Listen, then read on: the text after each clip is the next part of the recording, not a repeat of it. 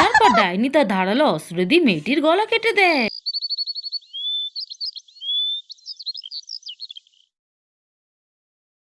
Hello বন্ধুরা, এটা হচ্ছে প্রিয়াদের বাড়ি আর এখন হচ্ছে রাত্রিবেলা। তো চলো আজকে ভিডিওটি কি হয় স্কিপ না করে দেখে নেওয়া যায়। আর এখানে রিয়া, সুজয়, প্রিয়া সব বন্ধুরা মিলে এসে ঘরে গল্প করছে। আর ঠিক সেই সময় মিনু চলে আসে। তোরা সবাই এখানে বসে বসে কি করছিস? এখনো বসে বসে গল্প করছিস? এই রূপা, তোরা বাড়ি যাবি না? তিনি রিনি হয়ে গেছে তো, কখন বাড়ি যাবি?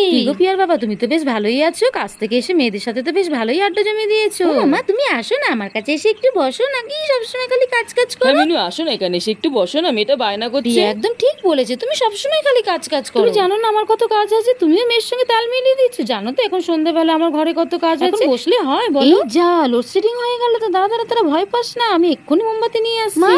ওমা তুমি কোথায়? আমার ভয় লাগছে, অন্ধকার হয়ে গেল তো। এই তো আমি মোমবাতি নিয়ে চলে এসেছি। আর ভয় পাওয়ার কোনো কারণ নেই, দেখ কত আলো হয়ে গেছে ঘরে। যা গরম পড়েছে, তার মধ্যে আবার লোডশেডিং, উফ পারা যায় না। টিনি রূপাতি না, তোরা এখন অন্ধকারের মধ্যে আর বাড়ি যাস না, এখানে থেকে যা।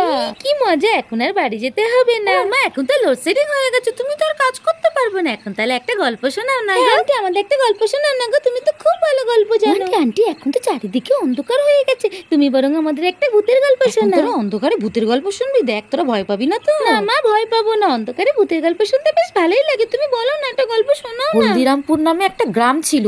সেই গ্রামে খবর আসলো সেই গ্রামে একটা ডাইনি ঢুকে গেছে। গ্রামবাসীরা তো সবাই আতঙ্কে ছিল। ডাইনি কি আতঙ্ক ছড়াবে। এই পুটির মা রাত্রিবেলা কিন্তু দরজা খুলবে না, ডাইনি এসে কিন্তু হানা দিচ্ছে। না বাবা, আমি তো দরজা খুলবো না। শান্তি, তুইও দরজা খুলিস না। তুই তো দুটো বাচ্চাকে নিয়ে একা থাকিস। আমার স্বামী তো বাইরে থাকে, আমি দুটো বাচ্চাকে নিয়ে থাকি। আমার তো খুব ভয় লাগছে। শোনো না, তোমরা কি জানো আমাদের গ্রামে একটা ডাইনি এসে গেছে? আমার মনে হয় এখন থেকে কিছু খারাপ ঘটনা ঘটবে আমাদের সাথে।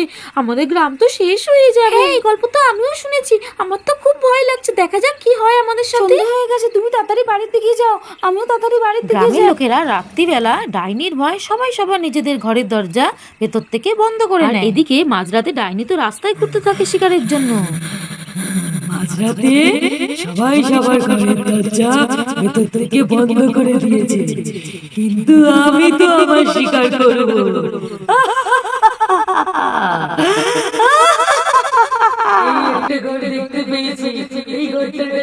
তারপর ডাইনি একটা বাড়ির দরজায় এসে ধাক্কা দেয়। দরজা খোলো, আমার খুব সাহায্যের দরকার, দরজা খোলো। আমি খুব বিপদে পড়েছি, একটু দয়া করুন না। কেউ আছেন এই বাড়ির ভিতর? ভীষণ বিপদে পড়েছে, আমাকে একটু সাহায্য করুন। এত রাত্রিবেলা আবার এই সময় কে এলো? এই ওঠো না, দেখো না কি গো, কেউ বাইরে থেকে ডাকছে, মনে হচ্ছে কেউ বিপদে পড়েছে। যাও না, দেখো না কে এসেছে। তুমি কেমন পুরুষ মানুষ? হ্যাঁ, এত রাতে তুমি আমাকে ডেকে তুলছো? কে এসেছে না এসেছে আমি কি করে জানবো? তুমি একটু গিয়ে দেখো না কে এসেছে। আরে তুমি এত স্বার্থপর কেন গো? সারাটা দিন এত খাটাখাটনি হয়, রাতে শুয়েছি তারপরে তুমি আমাকে বলছো এইসব করতে। ঠিক আছে যাই, আমি কি করব, আমার হয়েছে পোড়া কপাল।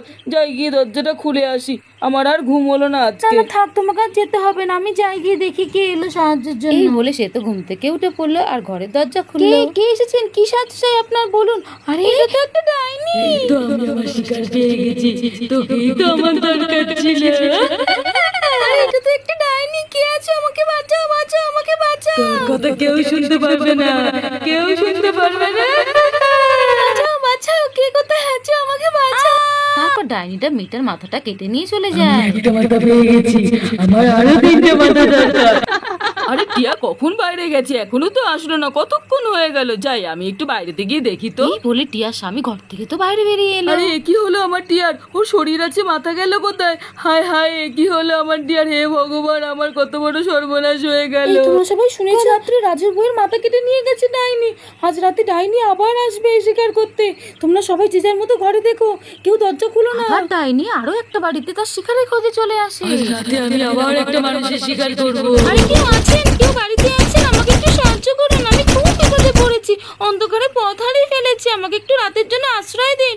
সাহায্য করুন, কেউ আছেন? কেউ আছেন?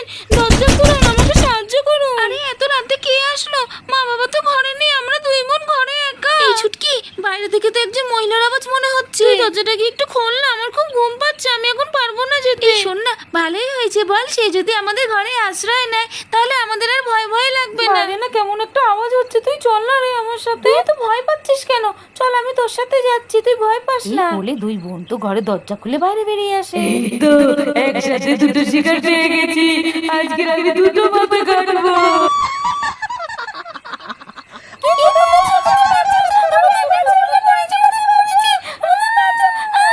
তারপর ডাইনি সুযোগ পেয়ে বাচ্চা দুটোর মাথা কেটে নেয়। আজকে আমি দুটো মাথা পেয়ে গেছি, আর একটা মাথা রইলো।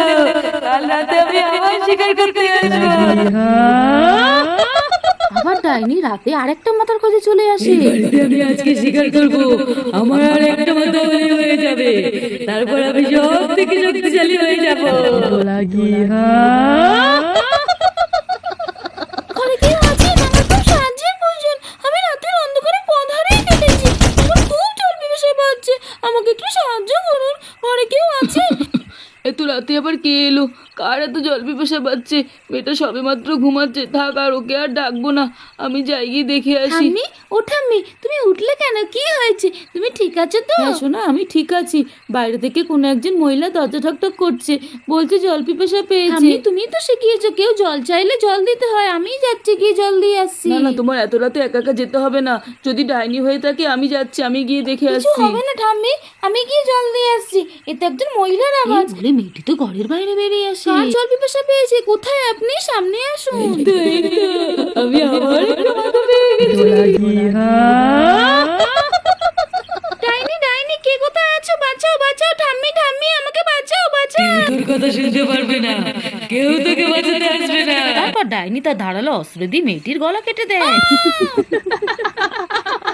আমি আরো একটা মাথা পেয়ে গেছি, এবার আমাকে শক্তিশালী হতে কেউ আটকাতে পারবে না।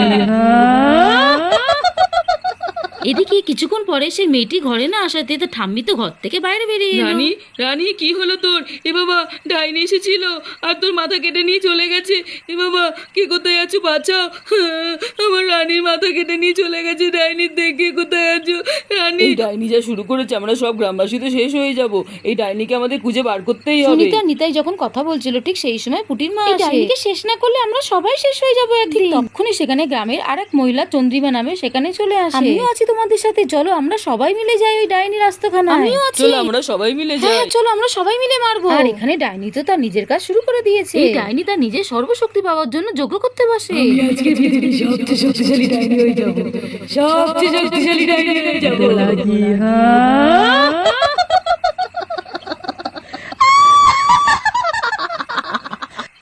ওম ভট স্বাহা, ওম ভট স্বাহা, ওম ভট স্বাহা, ওম ক্লিং সূর্যায় নমঃ, ওম ক্লিং সূর্যায় নমঃ, ওম ক্লিং সূর্যায় নমঃ। তারপর গ্রামবাসীরা তার নিজের দল নিয়ে ডাইনির আস্তাখানায় পৌঁছে যায়।